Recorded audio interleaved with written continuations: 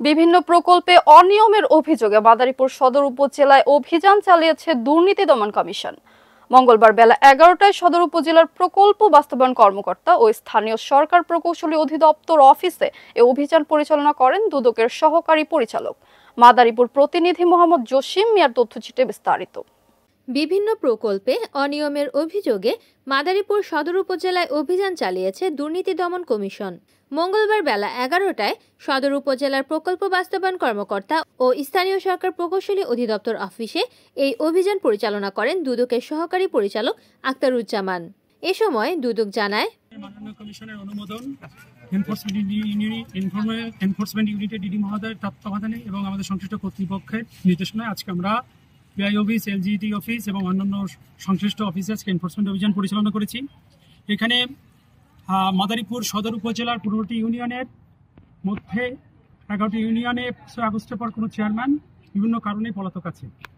সেই সংশ্লিষ্ট ইউনিয়নের টিআর কাবিকা সহ বিভিন্ন বিবিজি প্রকল্প, অন্যান্য প্রকল্প থেকে বিভিন্ন রকম বরাদ্দের তসরুপ হয়েছে বলে আমরা প্রাথমিক অভিযোগে পেয়েছি। সেই সংশ্লিষ্ট বিষয়ে আমরা সমস্ত রেকর্ড পত্র সংগ্রহ করেছি। উল্লেখ্য যে শিকারা ইউনিয়নের কবরখানার জন্য একটি বরাদ্দ এবং মসজিদের জন্য বরাদ্দ, যেখানে অনিয়ম হয়েছে আমরা প্রাথমিক তথ্য পেয়েছি। আমরা রেকর্ডপত্র পর্যালোচনা করছি। এ বিষয়ে আমরা পরবর্তী আইনগত পদক্ষেপের জন্য মাননীয় কমিশনের কাছে প্রতিবেদন দাখিল করব। দ্বিতীয়টি হচ্ছে, আপনারা জেনে অবাক হবেন যে মাদারীপুর সদর উপজেলা পরিষদ থেকে একটি প্রকল্প গ্রহণ করা হয়েছে এডিবির অর্থায়নে 32,30,000 টাকা, যেটা একজন ওসির বাড়ির সামনে তার ব্যক্তিগত প্রয়োজন। এখানে জনস্বার্থে করা হয়েছে কিনা আমার তাদের কাছে এখন পর্যন্ত রেকর্ডপত্র হয়ে মনে হয়নি।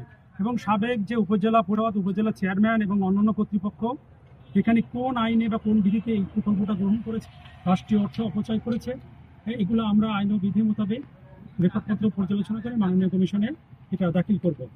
এবং আমরা তারপরে এবং সকলের বিরুদ্ধে অবৈধ সম্পদ অর্জনের অভিযোগ রয়েছে। প্রত্যেকটা বিষয় আমরা রেকর্ডপত্র মোতাবেক আইন ও বিধি মোতাবেক পর্যালোচনা করে প্রতিবেদন মাননীয় কমিশনে দাখিল করব। আরেকটি বিষয় হচ্ছে, আপনার বিপিজি প্রকল্পের যে 1% ভূমি উন্নয়ন কর প্রকল্পে এখানে যে কারিমা এন্টারপ্রাইজ নামে একটি এন্টারপ্রাইজে কাজ করানো হয়েছে, যেটা একজন ইউনিয়ন উপভূমি সহকারী কর্মকর্তার স্ত্রীর। এটা কিভাবে হয়েছে, কোন আইনে হয়েছে, আমরা সংশ্লিষ্ট রেকর্ডপত্র অনুযায়ী খতিয়ে দেখে পরবর্তী যে আইনগত পদক্ষেপ কাছে আছে এটা আমরা মাননীয় কমিশনের কাছে দাখিল করব। আপনারা মাননীয় কমিশনের একটি সুনির্দিষ্ট দিক নির্দেশনা, যেখানে অন্যায় অপকর্ম দুর্নীতি সেখানেই দুদক। এবং আপনারা যদি সবার কাছে মেসেজ, আইন ও বিধি মোতাবেক যারা অন্যায় অপকর্ম করবেন জাতির কাছে। রিপোর্ট করেছেন মাদারীপুর প্রতিনিধি মোহাম্মদ জসিম মিয়া, NN টিভি।